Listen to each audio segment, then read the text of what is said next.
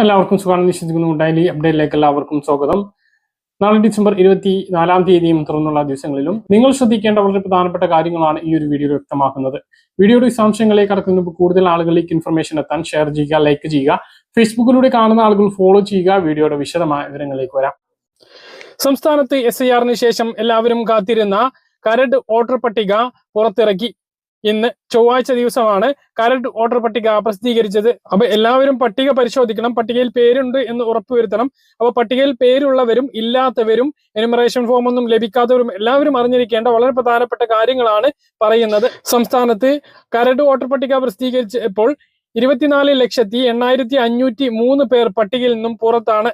www.voters.eci.gov.in എന്ന വെബ്സൈറ്റിൽ പട്ടിക ഇപ്പോൾ ലഭ്യമാണ്. ആകെ വോട്ടർമാരിൽ 8.65% ആളുകൾ വിവിധ കാരണങ്ങൾ കൊണ്ട് ഒഴിവാക്കപ്പെട്ടിട്ടുണ്ട്. സംസ്ഥാനത്തെ അംഗീകൃത രാഷ്ട്രീയ പാർട്ടികൾക്ക് സംസ്ഥാന തെരഞ്ഞെടുപ്പ് കമ്മീഷൻ പട്ടിക കൈമാറി. സംസ്ഥാനത്ത് ആകെ 2,78,50,856 വോട്ടർമാരാണ് ഉണ്ടായിരുന്നത്. ഇവർക്കെല്ലാം എനുമറേഷൻ ഫോം വിതരണം ചെയ്തു. ഇതിൽ 2,54,42,352 എനുമറേഷൻ ഫോമുകളാണ് പൂരിപ്പിച്ച് തിരികെ നൽകിയത്. അതായത് 91.35% പേർ. 6,49,885 പേരെ മരിച്ചവരായിട്ടും കണ്ടെത്താനാവാത്തവരായി 6,45,548 പേരുമാണ് എന്ന് മുഖ്യ തെരഞ്ഞെടുപ്പ് ഓഫീസർ രക്തൻ യു ഗേൽക്കർ പറഞ്ഞു. അപ്പോൾ ഇന്ന് ലഭിച്ചിട്ടുള്ള കരട് വോട്ടർ പട്ടിക എല്ലാ ആളുകളും പരിശോധിക്കുക. ഏറ്റവും എളുപ്പ വഴി നിങ്ങളുടെ BLOയെ വിളിച്ച് കരട് വോട്ടർ പട്ടികയിലെ PDF ഫയൽ അയച്ചു തരാൻ പറയുക. അത് പരിശോധിച്ചാൽ പെട്ടെന്ന് നിങ്ങൾക്ക് ലഭിക്കുന്നതാണ്. ഇനി ഓരോരുത്തർക്കും അവരുടേത് പരിശോധിക്കാൻ സാധിക്കുന്നതുമാണ്.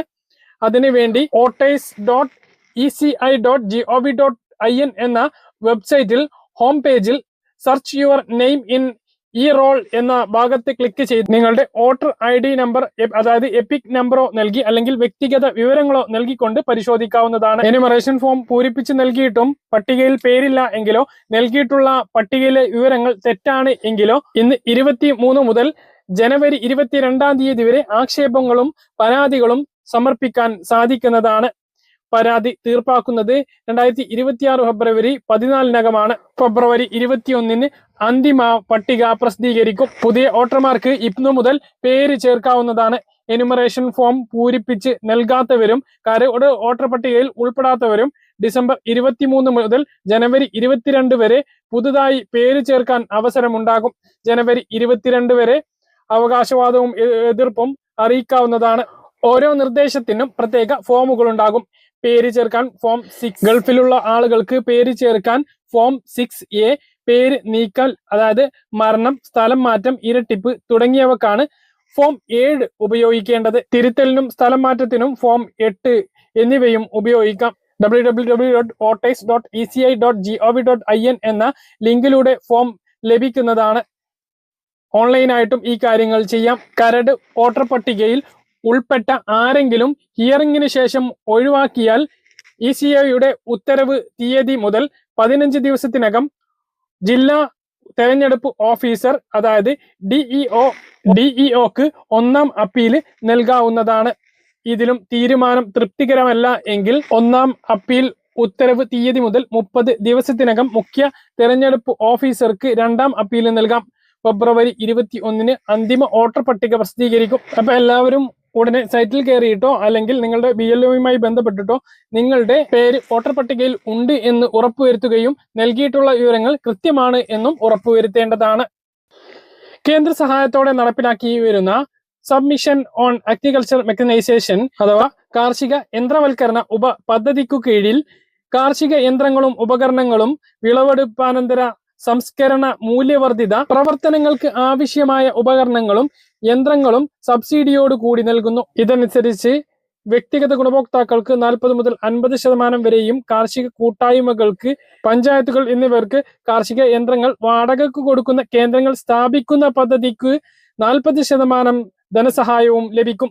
യന്ത്രവൽക്കരണ തോത് കുറവായ പ്രദേശങ്ങളിൽ യന്ത്രവൽക്കരണം പ്രോത്സാഹിപ്പിക്കുന്നതിന് ഫാം മെഷീനറി ബാങ്കുകൾ സ്ഥാപിക്കുന്നതിന് കർഷക ഗ്രൂപ്പുകൾക്ക് 30 ലക്ഷം രൂപയുടെ പദ്ധതിയിൽ 80% എന്ന നിരക്കിൽ അതായത് 24 ലക്ഷം രൂപയുടെ സാമ്പത്തിക സഹായം അനുവദിക്കും. ഗുണഭോക്താക്കൾക്ക് എല്ലാ കാറ്റഗറിയിലും 30% വരെ ആനുകൂല്യങ്ങളാണ് ലഭിക്കുക. 2025-26 സാമ്പത്തിക വർഷത്തെ അപേക്ഷകൾ ഓൺലൈനായി ഡിസംബർ 31 മുതൽ ആരംഭിക്കുന്നതാണ്. agnimissionary.nic.in/index എന്ന വെബ്സൈറ്റ് മുഖേന അപേക്ഷ നൽകാവുന്നതാണ്. പദ്ധതിയെക്കുറിച്ചുള്ള കൂടുതൽ വിവരങ്ങൾക്കും അപേക്ഷ സമർപ്പിക്കുന്നതിനും തൊട്ടടുത്തുള്ള കൃഷിഭവനുമായോ അതായത് ജില്ലാ കൃഷി അസിസ്റ്റന്റ് എക്സിക്യൂട്ടീവ് എഞ്ചിനീയറുടെ കാര്യാലയവുമായും ബന്ധപ്പെടാവുന്നതാണ്. വിശദവിവരങ്ങൾക്ക് 94 95 51 69 68 എന്ന നമ്പറിലോ 95 44 72 49 60 എന്ന നമ്പറിലോ ബന്ധപ്പെടാവുന്നതാണ്. മറ്റൊരു പ്രധാനപ്പെട്ട അറിയിപ്പ്, സർക്കാർ എയ്ഡഡ് സ്ഥാപനങ്ങളിൽ അംഗീകൃത ആശ്രയ പോളിടെക്നിക്കുകളിൽ 3-ാം വർഷ ഡിപ്ലോമ കോഴ്സുകളിൽ പഠിക്കുന്ന ന്യൂനപക്ഷ മത വിഭാഗങ്ങളിൽപ്പെട്ട വിദ്യാർത്ഥികൾക്ക് 2025-26 അധ്യയന വർഷത്തെ APJ അബ്ദുൽ കലാം സ്കോളർഷിപ്പിനുള്ള അപേക്ഷ ക്ഷണിച്ചിട്ടുണ്ട്. കൂടുതൽ വിവരങ്ങൾക്കും അപേക്ഷ സമർപ്പിക്കുന്നതിനും mwdscholarship.kerala.gov.in എന്ന വെബ്സൈറ്റ് സന്ദർശിക്കുക. 0471 23 00 523 0471 230 05 24 എന്ന നമ്പറിലും വിളിക്കാവുന്നതാണ്. സംസ്ഥാനത്ത് ഡിസംബർ മാസത്തെ പെൻഷൻ വിതരണം ഏകദേശം പൂർത്തീകരിച്ചു കഴിഞ്ഞു. പക്ഷെ കേന്ദ്രവിഹിതം മിക്കവാറും ആളുകൾക്ക് അക്കൗണ്ടുകളിലേക്ക് എത്തിയിട്ടില്ല എന്ന വിമർശനം നിലനിൽക്കുകയാണ്. 300, 200, 500 ഈ തുകകൾ ആർക്കെങ്കിലും കിട്ടിയിട്ടുണ്ട് എങ്കിൽ താഴെ ഒന്ന് കമന്റ് ആയിട്ട് അറിയിക്കാൻ മറക്കരുത്. ഇപ്പോൾ വിതരണം ചെയ്തത് പെൻഷൻ വർദ്ധിപ്പിച്ചതിന് ശേഷമുള്ള 2ാമത്തെ പെൻഷൻ വിതരണമാണ്. ജനുവരിയിലും ഫെബ്രുവരിയിലും 2000 തന്നെ ലഭിക്കും. അതിനുശേഷം 500 രൂപയുടെ വർധനം ഉണ്ടായേക്കും എന്നുള്ള റിപ്പോർട്ട് വരുന്നുണ്ട്. വളരെ ആകാംക്ഷയോട് കൂടിയിട്ടാണ് 2026 ഫെബ്രുവരിയിൽ നടക്കുന്ന ഇടക്കാല ബജറ്റിനെ സംസ്ഥാനം കാത്തിരിക്കുന്നത്. ക്ഷേമ പെൻഷനിൽ 500 രൂപയുടെ വർധനവ് വരുത്തിക്കൊണ്ട് സർക്കാർ മുമ്പ് പ്രഖ്യാപിച്ചിട്ടുള്ള വാഗ്ദാനം ചെയ്തിട്ടുള്ള 2500 പെൻഷനിലേക്ക് എത്തിക്കും എന്നുള്ളതാണ് വിവരങ്ങൾ. സംസ്ഥാനത്ത് ഇന്ന് സ്വർണ്ണവിലയിൽ റെക്കോർഡ് വർധനവാണ് ഉണ്ടായത്. 1 ലക്ഷം ആദ്യമായിട്ട് സ്വർണ്ണവില കടന്നു. ഇന്ന് 1 പവൻ സ്വർണത്തിന് മാത്രം 1760 രൂപയുടെ വർധനവാണ് ഉണ്ടായത്. ഇതോടെ സ്വർണ്ണവില 1,01,600 രൂപയായി. സംസ്ഥാനത്ത് 35 വയസ്സ് മുതൽ 60 വയസ്സ് വരെ പ്രായമുള്ള സർക്കാരിൽ നിന്നും മറ്റ് സാമൂഹ്യ സുരക്ഷാ ആനുകൂല്യങ്ങളൊന്നും ലഭിക്കാത്ത സ്ത്രീകൾക്കും ട്രാൻസ്ജെൻഡർ വുമണുകൾക്കുമാണ് 1000 രൂപ സ്ത്രീ സുരക്ഷാ പെൻഷൻ പ്രഖ്യാപിച്ചിട്ടുള്ളത്.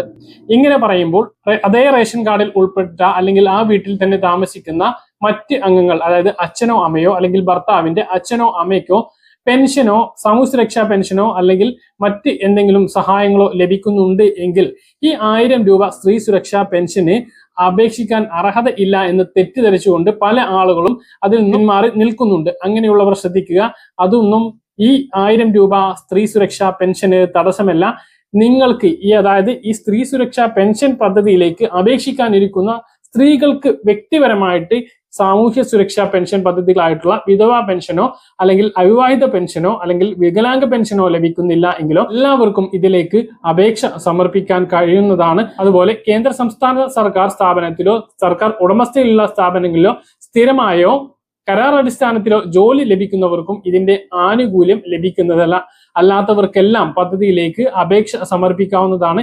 എന്തൊക്കെ രേഖകളാണ് വേണ്ടത് എന്നെല്ലാം നമ്മൾ കൃത്യമായിട്ട് പറഞ്ഞിട്ടുണ്ട്.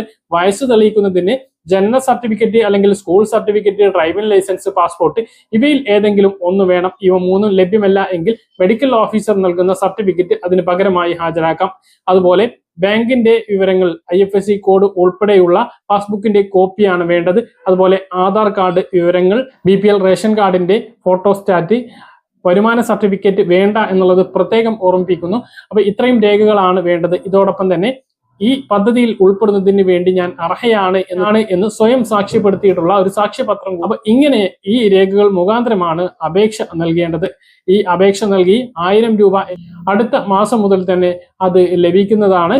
ഈ പദ്ധതി പ്രകാരം പെൻഷൻ ലഭിച്ചു കഴിഞ്ഞാൽ എല്ലാ വർഷവും വാർഷിക മസ്റ്ററിംഗ് ഉണ്ടാകും. ഇപ്പോൾ സാമൂഹ്യ സുരക്ഷാ പെൻഷൻ പദ്ധതി പ്രകാരം അക്ഷയ കേന്ദ്രങ്ങളിലൂടെ മസ്റ്ററിംഗ് ചെയ്യുന്നത് പോലെ തന്നെ സ്ത്രീ സുരക്ഷാ പെൻഷൻ പദ്ധതിയിൽ ഉൾപ്പെട്ടവർക്കും വാർഷികമായിട്ട് മസ്റ്ററിംഗ് ഉണ്ടാകും.